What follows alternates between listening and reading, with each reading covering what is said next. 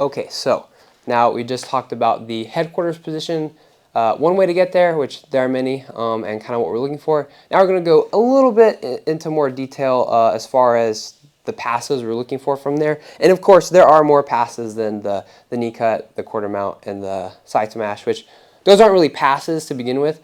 Those are positions we're trying to get to in order to pass. And first we'll start with the knee cut. This one's probably the most common and the hardest to mess up.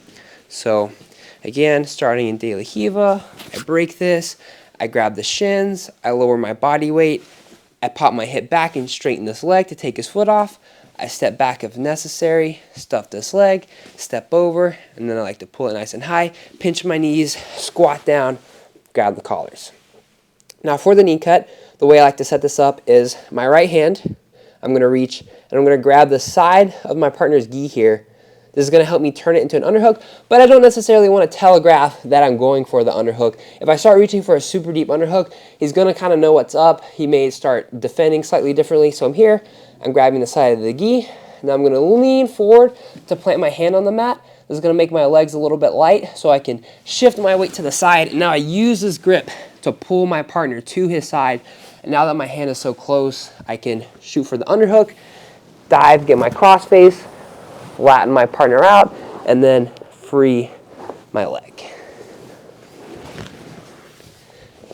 So here, I break, step over, squat down here. Again, kind of leading with my chest, keeping my hips low, pinching my knees. I grab the side of the gi. Now I'm leaning forward here, and now I'm going to do a lateral shuffle step. So I kind of lean the opposite way first, and then I throw my body weight and pull. And then I want to try to drive my knee down to the mat. Now my goal with the knee cut is to use my shin to pin this leg and thereby his hips in this direction. And I'm going to be using my underhook and my crossface to pin his back flat to the mat.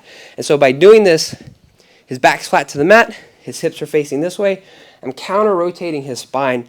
So it's going to make it a lot more difficult for him to generate any real power in this position.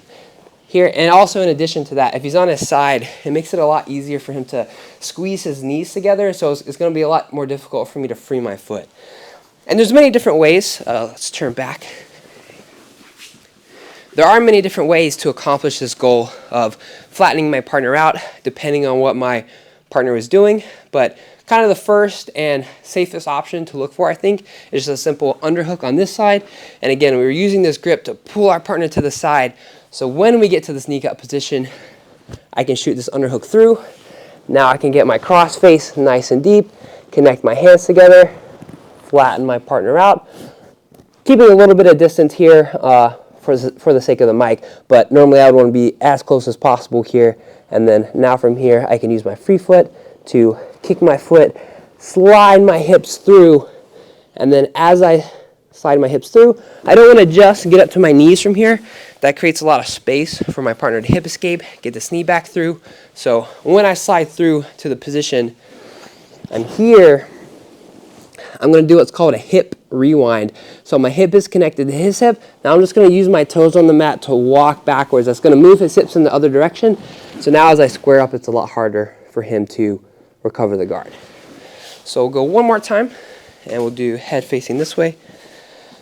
So I'm here, step over.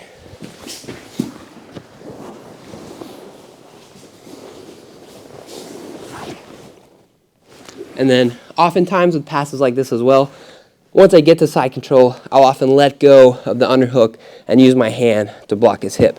So I have the crossface and this hand blocking the hip. So now the most common guard recovery of him hip escaping to replace is very difficult to do because I can use this hand to block his leg. So that's the first option from headquarters, using that position to enter the knee cut position, and then some basics on what we're trying to look for from that position.